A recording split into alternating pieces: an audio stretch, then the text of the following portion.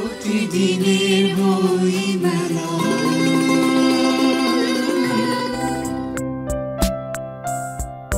বইমেলায় এসেছিলেন কবি চঞ্চল আশরাফ, জানালেন মেলা নিয়ে তার অনুভূতি। বইমেলায় আজ আমি প্রথম এলাম, ভালো লাগলো। বেশ ছিমছাম এবং আরামেই হাঁটতে পারা যাচ্ছে। আর যদিও এখনও অনেক স্টল প্রস্তুত হয়নি পুরোপুরি, কিন্তু ভালো লাগছে।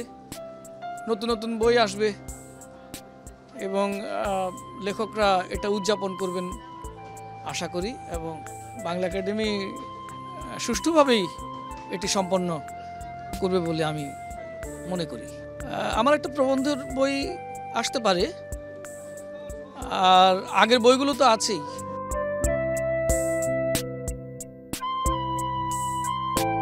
প্রতিদিনের বইমেলা।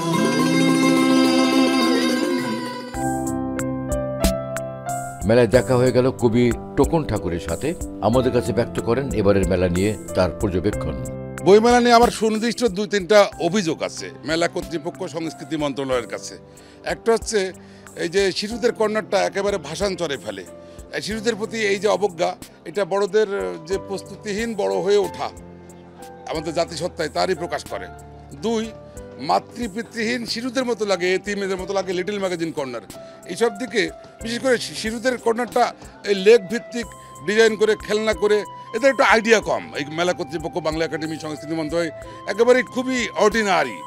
আর একটু ক্রিয়েটিভ হলে ভালো হতো, তা নয়, ওরা হতে পারেনি, এর জন্য দুঃখ লাগে। তবু আগামীবার থেকে একটু ভাবুক, এটুকুও আমার ভাবনা চিন্তা। আর বই প্রকাশিত হচ্ছে, অসংখ্য বই আরও হবে, এই নিয়ে নতুন কোনো কথা নেই। আমারও একটা বই আসতে পারে।